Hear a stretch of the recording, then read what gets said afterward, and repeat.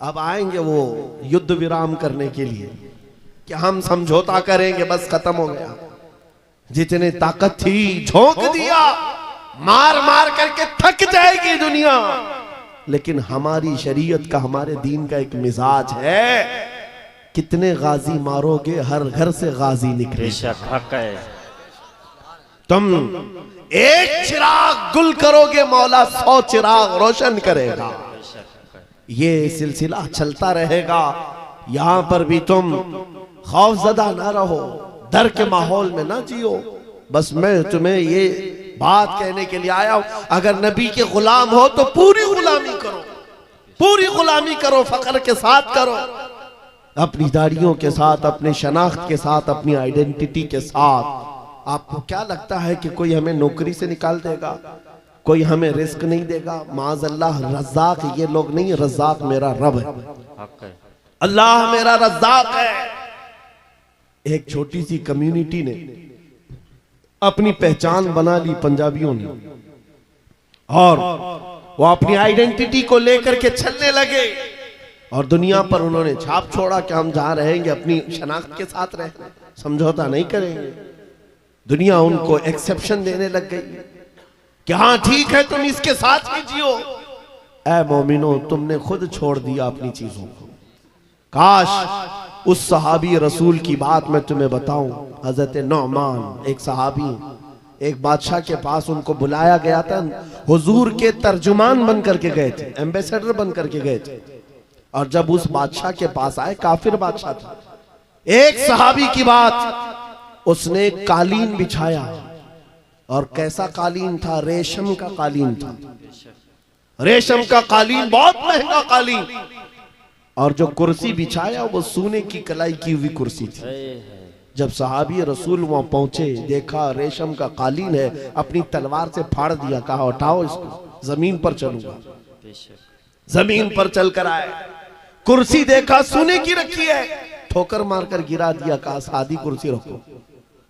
बादशाह ने पूछा, इतना एटीट्यूड है तुम्हारे अंदर, इतना गुरूर किस बात का? तुम्हारी इज्जत के लिए ये रेशम का कालीन बिछाया, सोने की कलाई की हुई कुर्सी रखा।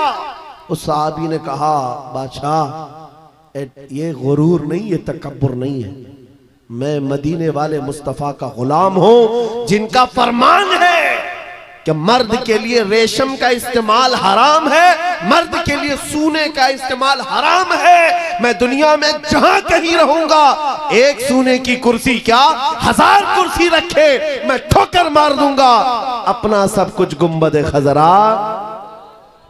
मेरे नबी से मेरा रिश्ता, उन सहाबा का ये ऐलान था, उनका ऐलान था, जहां रहेंगे हम अपनी आइडेंटिटी के साथ रहेंगे। ये नहीं कि तुम जालिमों के बीच में बैठ गए, शराब का दौर चल रहा है, तुम भी उठाए पी लिए, दोस्ती में तुम भटक गए, औबाश अय्याश नौजवानों की दोस्ती में तुमने वहां पर चरस गांजे भी ले लिए, तुम्हें उस वक्त नबी पाक का ख्याल नहीं आया, हुजूर पाक सल्लल्लाहु अलैहि वसल्लम की निस्बत का ख्याल नहीं आया। एनी टाइम हर जगह पर तुम अपने नबी से जुड़े हुए हो। आज ये अहद करके उठो, जिंदगी के जिस शोबे में भी जाऊंगा मैं मदीने वाले आका का गुलाम बन करके जीऊंगा। ये अहद करेंगे इंशाअल्लाह। बाजार में भी हुजूर के गुलाम, मस्जिद में भी हुजूर के गुलाम, घर में भी हुजूर के गुलाम। इस गुलामी का नतीजा ये निकलेगा जिस दिन हमारा जनाजा जाए और कब्र में जाने से पहले तुम सिर्फ इतना कह करके जाना मेरे आका से, इतना कह करके जाना, मैं मरूं तो मेरे आका, ये मलाइका से कहना, इसे कोई मत जगाना, अभी आंख लग गई है। फिर देखना नबी करीम सल्लल्लाहु ताला अलैहि वसल्लम की तरफ से खबर में भी तुम्हारी राहत के लिए ये जवाब आएगा, नकीरो जरा आराम से जगाना, ये मेरा दीवाना आया है, ये मेरा दीवाना है, थक करके आया है। अगर वो इज्जत चाहते हो तो आज दुनिया के ऐश को ठोकर मारो, आज दुनिया की इन तमाम वाहियात और खुराफात को छोड़ो, आओ मेरे नबी पाक के दरबार में। एक चीज मैंने मिसाल के तौर पर बताई, हमारा फख्र, हमारा गुरूर हुजूर की निस्बत है, बेशक हमारा फख्र हुजूर की निस्बत है। इसको बोलने में शर्माना नहीं है। मैं अभी आपके सामने आता हूं, ये मिसालें सुन लो, ये मिसालें सुन लो, और फिर जिनको मुझे मैसेज देना मैं देता हूं। हजरत उमर फारूक रज़ियल्लाहु ताला अन्हु के दौर में किसरा बादशाह के यहाँ का एक कालीन लाया गया था। वो भी कालीन बहुत महंगा, जिस पर बैठ करके लोग फख्र करते थे। बादशाह जब किसी से बहुत खुश होता था उस कालीन पर उसको बिठाता था। और जब किसरा की सल्तनत को उखाड़ फेंका सहाबा ने, सुपर पावर था उस जमाने का, पर्शियन एम्पायर खत्म कर दिया, तो वहां का कालीन मदीने ले आए, अमीरुल मोमिनीन की बारगाह में पेश किया। कहा यह कालीन कहां रखना है? आपने कहा मस्जिद नबवी के दरवाजे के बाहर डाल, तो जो आएगा पैर पोंछ कर आए। है हक है, वाह वाह। उन्होंने ये नहीं देखा बहुत महंगा कालीन है, मेहराब में लगा दो। वहां से आया हुआ है, वो नबी के हकीकी गुलाम थे, वो इज्जत मेरे मुस्तफा के कदमों में ढूंढते थे। बादशाहों क्या नहीं, वो बताना ये चाहते थे, दुनिया वालों जिस पर बैठ करके तुम फख्र करते हो वो तो मोहम्मद अरबी के कदमों की धूल के लायक नहीं। ये फख्र था, नाज था उन्हें नबी पाक की निस्बतों पर। और कसम खुदा की, जिस दिन तुम्हारे अंदर ये बेदारी आ जाए कि हमें अपने नबी पाक सल्लल्लाहु तआला अलैहि वसल्लम की निस्बत पर फख्र है, दुनिया तुम्हारी आवाजों को बंद नहीं कर सकेगी, नहीं बंद कर सकेगी।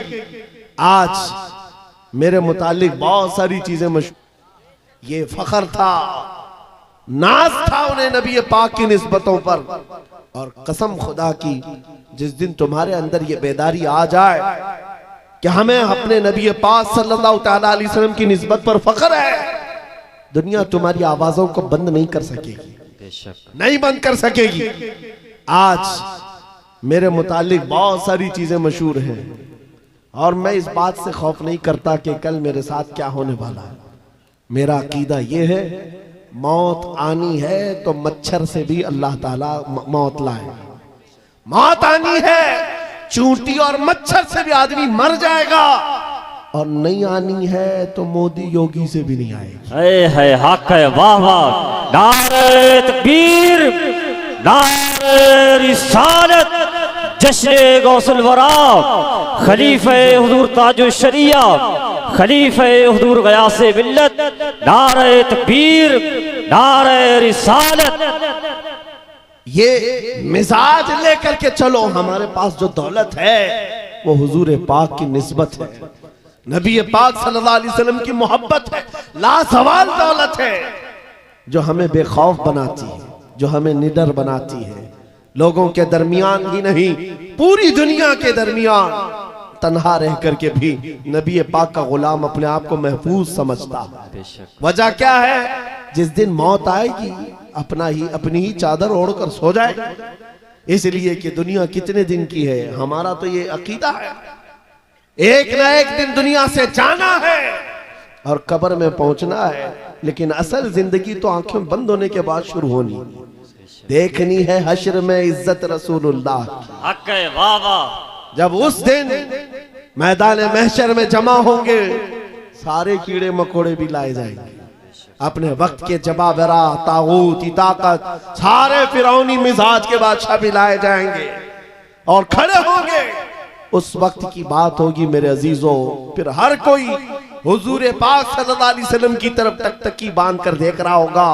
हर कोई ये सोच रहा होगा, ये लब हिला दे मेरी बख्शिश हो जाए, ये लब हिला दे मेरी बख्शिश हो जाए, मेरी मगफिरत हो जाए, मुझे माफ कर दिया जाएगा। लेकिन मेरे अजीजों, उस दिन के आने से पहले जब तागूती ताकतों को वहां रगड़ा जा रहा होगा, रब का हुक्म होगा, लिमनिल मुल्कुल यौम, आज की बादशाहत किसकी है? लिल्लाहिल वाहिदिल क़हार, एक कहर करने वाले खुदा की है। रब तबारक व तआला क़हार होगा और उसका हबीब उस दिन रहमतुल लिल आलमीनी पर होगा। मेरे आका का उस दिन शफाअत का दिन होगा। लेकिन आपको मैं बताऊं, ये बातें इसलिए कह रहा हूं, आज ले उनकी पनाह, आज मदद मांग उनसे, कल न मानेंगे कयामत में अगर मान गया। उस दिन बहुत सारे मानने को बैठे होंगे, बहुत सारे, ये जितने भौंक रहे हैं ये भी सोच रहे होंगे आज इनकी बात कर लें, कल न मानेंगे फिर कयामत में अगर मान गए। आज तुम्हारे पास वक्त है उस नबी की अजमतों को तस्लीम कर लो, आज उस नबी पाक सल्लल्लाहु अलैहि वसल्लम की सच्चाइयों को एक्सेप्ट करो।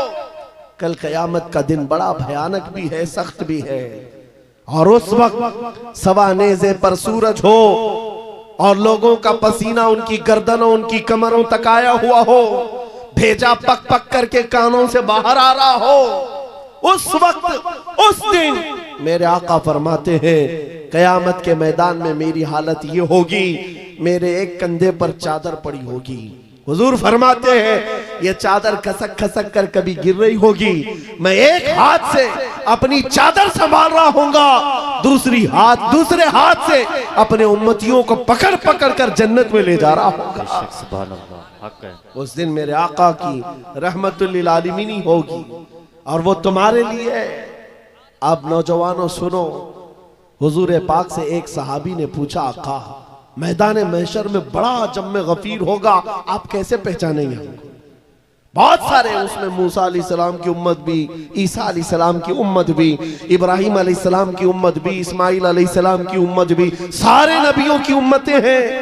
मेरे आका क्या फरमाते हैं सुनो, तुम्हारे वजू के आज़ा, वजू करते हो कि नहीं करते हो?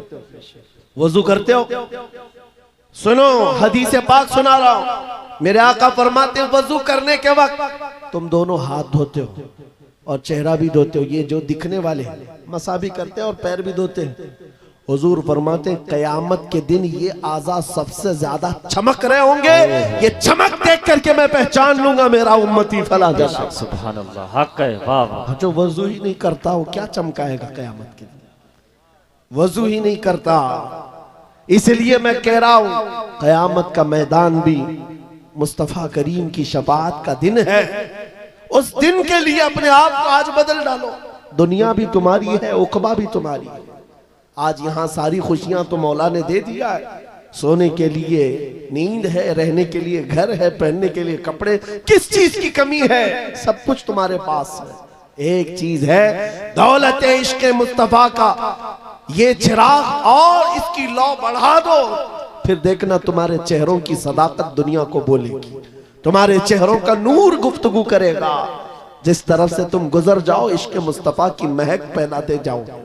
अजीजा ने गिरामे वक़ार, मैं इस मैसेज के साथ अपनी गुफ्तगू समेटना चाहता हूं, इस मैसेज के साथ कि जितने आज इस्लाम के खिलाफ बोल रहे हैं, ये सुन सुन करके नौजवानों के दिलों में ये बात आने लग गई कि हालात बड़े खराब हैं, अभी कुछ बोलना नहीं।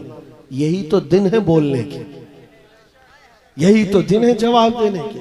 तुम इंतजार करते रहोगे, अच्छे दिन आएंगे तब हम बोलेंगे, और झूठे लोगों के अच्छे दिन कभी नहीं आते। झूठों ने जो अच्छे दिन के नारे फैलाए वो कभी नहीं आते। मैं आपसे कहता हूं मेरे अजीजों, एक मशहूर मुहावरा है, गाड़ी चलाना सीखना हो तो ट्रैफिक में ही चलाना पड़ेगा। तुम अगर इंतजार करते रहो रोड खाली होगा तब गाड़ी चलाओगा, तो तुम इसी तरह रोड के खाली होने के इंतजार में रह जाओगे और ड्राइविंग सीट पर आ भी नहीं पाओगे। भीड़ भाड़ को देखो, ट्रैफिक में ही लेकर उतर जाओ और एक न एक दिन ड्राइविंग सीट मिल ही जाएगी, बैठ जाओगे। आज ऐ नौजवानों, क़ियादत करना है, हालात के अच्छे होने का इंतजार मत करो। जिस तरह के हालात हैं, मुझे इश्क मुस्तफा के साथ खड़ा होना। आज एक बात सुन लो, मैं रुखसत होता हूं। कई हमारे मोहब्बत करने वाले उलमा ने हमसे कहा था, जो बहुत मोहब्बत करते हैं, कहा मुफ्ती साहब बड़ा अंदेशा है और डर लगता है, कहीं आपके साथ कुछ हो गया तो क्या होगा? अवाम और मखलूक आपसे नफा उठा रही है, ज्यादा देर तक ये नफा चलना चाहिए। उनकी मोहब्बतें मेरे सर आंखों पर, मैं सलाम करता हूं, उन्होंने दुआएं दी हैं। लेकिन मेरे अजीजों, बारहा उन्होंने कहा आपका होना बहुत जरूरी है, आपका होना बहुत जरूरी। इनसे भी पूछो तो यही कहेंगे, जरा एहतियात से बात करें, बहुत सख्त जुमले बोलेंगे, कल को कुछ हो जाएगा। आपका होना बहुत जरूरी है। मैं अर्ज करता हूं नौजवानों, मेरी हैसियत एक घास के बराबर भी नहीं। मिंबर नूर पर जलवाबार उलमाए ज़बील एहतराम मशाइख सादात हाज़रीन अहले सुन्नत व जमात खाहरान मिल्लत इस्लामिया अस्सलामु अलैकुम व रहमतुल्लाहि व बरकातुहू।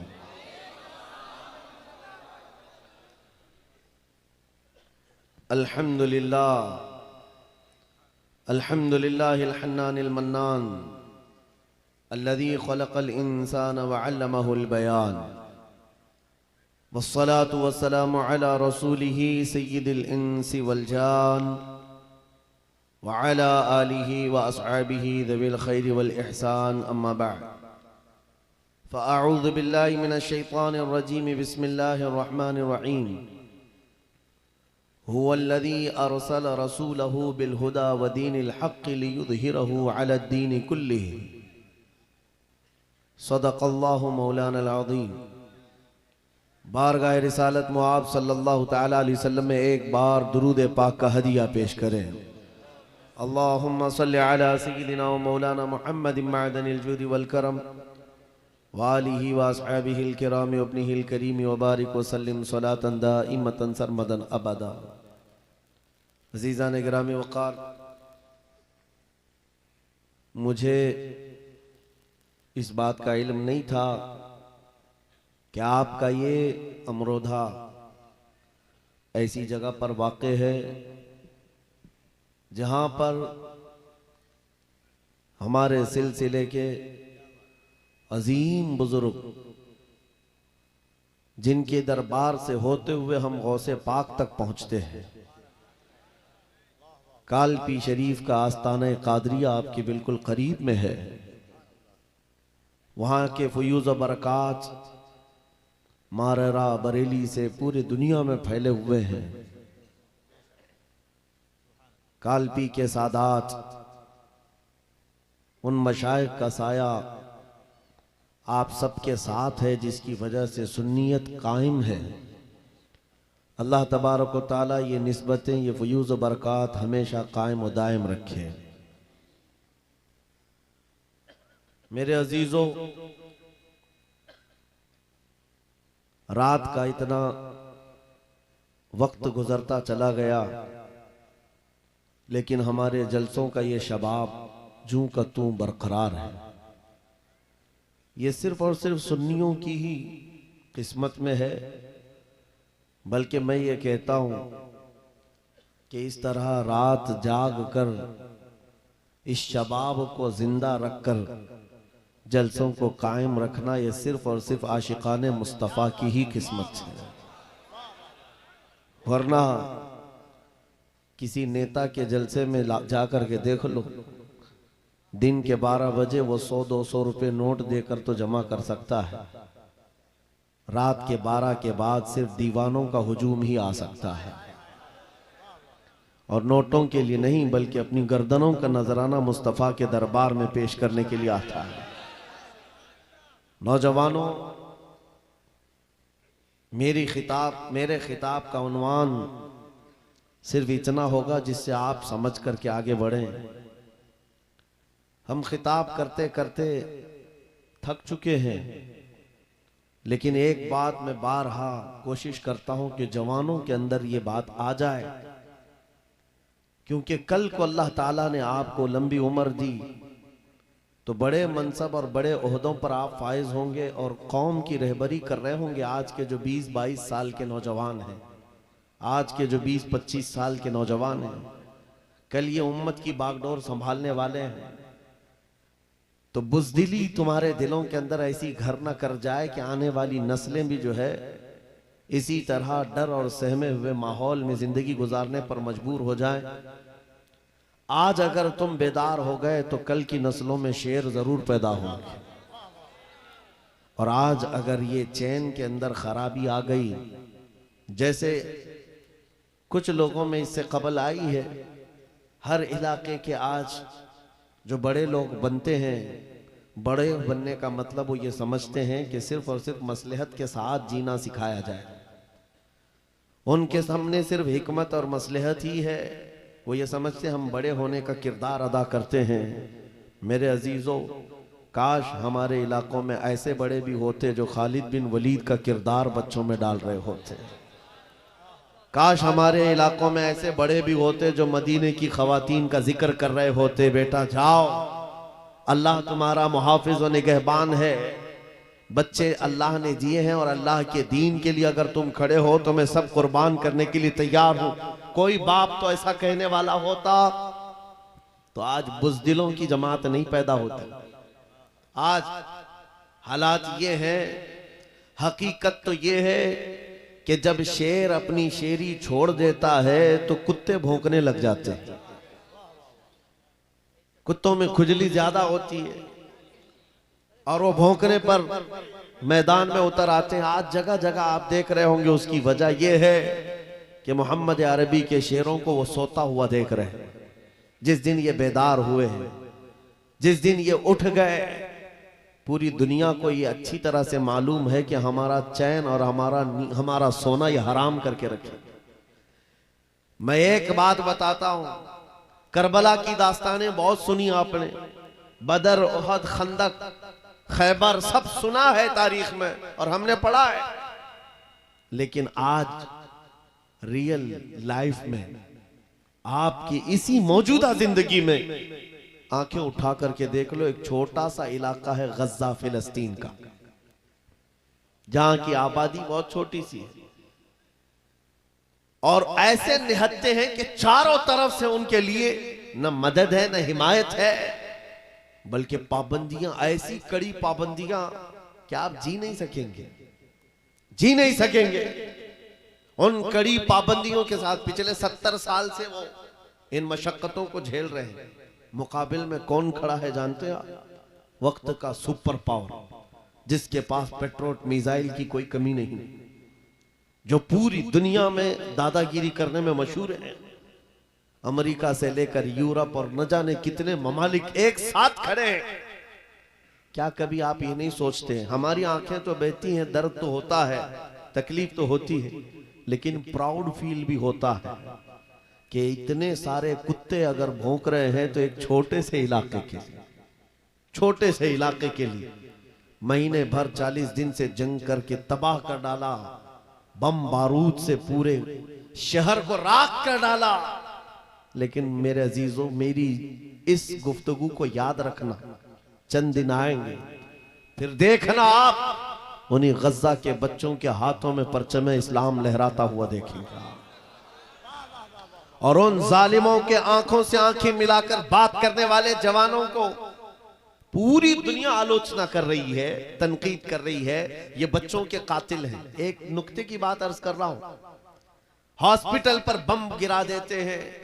आपको पता है फिलिस्तीन में अभी तकरीबन 8000 बच्चे मारे गए, जिनकी उम्र 6 महीने, साल भर, 2 साल, 4 साल, 5 साल।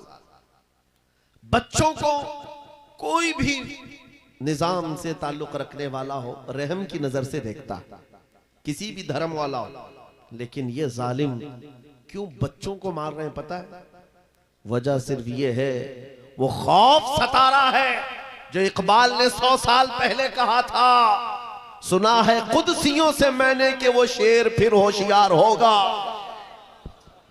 इकबाल ने कहा था, सुना है कुदसियों से मैंने कि वो शेर फिर होशियार होगा। कौन सा शेर? निकल करके सहरा से जिसने उलट दिया था तख्ते रोमा को। क्या बात है, वाह वाह वाह। वो शेर फिर होशियार होगा। ये इजराइली वही काम कर रहे हैं जो इनके बाप दादा फिरौनी ताकत किया करते थे। फिरौन को नुजूमियों ने बताया था कि एक बच्चा पैदा होगा जो तेरी सल्तनत को हिलाक कर देगा, और इस खौफ से उसने 1 साल के अंदर 12,000 बच्चों को कत्ल कर डाला था। नुजूमियों ने बताया था फिरौन के ख्वाब की ताबीर में 12,000 बच्चों को कत्ल कर डाला, लेकिन जो बच्चा इसकी सल्तनत को हिलाक करने वाला था वो मूसा अलैहिस्सलाम थे। पैदा भी हुए और फिरौन के घर में ही अल्लाह ने उनको पाला। आपको पता है, तफसीर उठा करके देख लें, जब हजरत मूसा अलैहिस्सलाम की माँ, उनकी विलादत का वक्त करीब आया तो तहखाने में गई, बेटा पैदा हुआ। हालात ऐसे थे कि फिरौन जो भी बच्चा पैदा होता ज़बह कर देता था। कुरान में आया युज़ब्बिऊना अब्नाअहुम व यस्तहयून निसाअहुम, लड़की पैदा होती तो जिंदा छोड़ देते थे, बेटा पैदा होता तो ज़बह कर देते थे। आप मूसा अलैहिस्सलाम जब पैदा हुए तो क्या किया? खुदा की तकदीर और उसकी हिकमत के फैसले आपको मैं बता रहा हूं, तफसीर से ताल्लुक रखने वाली बात। अल्लाह ताला ने मूसा अलैहिस्सलाम की माँ के दिल में ये बात डाला कि एक लकड़ी के संदूक में इनको रख करके दरिया में बहा दो। और रबतना अला कुलूब, अल्लाह ताला फरमाता है कि हमने उनके दिल को बांध दिया, मजबूत किया। किसको? हजरत मूसा की माँ को। उन्होंने एक संदूक में मूसा अलैहिस्सलाम को रखा और दरिया में बहा दिया। मूसा अलैहिस्सलाम की बड़ी बहन बहते हुए संदूक का पीछा करते हुए जा रही थी, देख रही थी कहां गया है संदूक। सीधे फिरौन के बागीचे के किनारे जाकर लग गए। फिरौन की औलाद नहीं थी, फिरौन की बीवी वो बागीचे में टहलने आई थी, देखा एक संदूक आकर लगा है, गुलाब जैसा हसीन बच्चा है, उठा लिया, प्यार किया और लेकर के आई। फिरौन से कहने लगी कि हम इसको अपना बेटा क्यों ना बना ले। पहले फिरौन तो डरा कि कहीं वो मेरी सल्तनत को हिलाक करने वाला बच्चा ये तो नहीं है। बीवी ने कहा कैसी बात करते हो, ये तो दरिया से बहकर के आया है, तुम्हें पता नहीं मौला कहां से बहाकर तुम्हारी हिलाकत को लाए। तुम्हारी हिलाकत कहां से आएगी तुम्हें अंदाजा भी नहीं है। सुनो मेरी बात को। फिरौन ने बीवी की बात मान ली। मूसा अलैहिस्सलाम की परवरिश फिरौन के घर में हो रही है, फिरौन के घर में, और वो भी किस शान से। मूसा अलैहिस्सलाम पैदाइशी बच्चे हैं, दूध पिलाने की बात आई तो किसी दाया का दूध आप पकड़ते नहीं। मूसा अलैहिस्सलाम की बहन भी वहां खड़ी सब देख रही थी। फिरौन की बीवी से कहा मैं एक दाया को जानती हूं जिसका दूध हर बच्चा पकड़ लेता है। कहा बुला लाओ, हम शाही खजाने से उसे इनाम भी देंगे। वो गई और अपनी माँ को ले आई, अपनी माँ को ले आई। मूसा अलैहिस्सलाम अपनी माँ के गोद में गए, जैसे ही सीने से लगाया दूध पीने लग गए। बादशाहत में खुशी। और मूसा अलैहिस्सलाम की माँ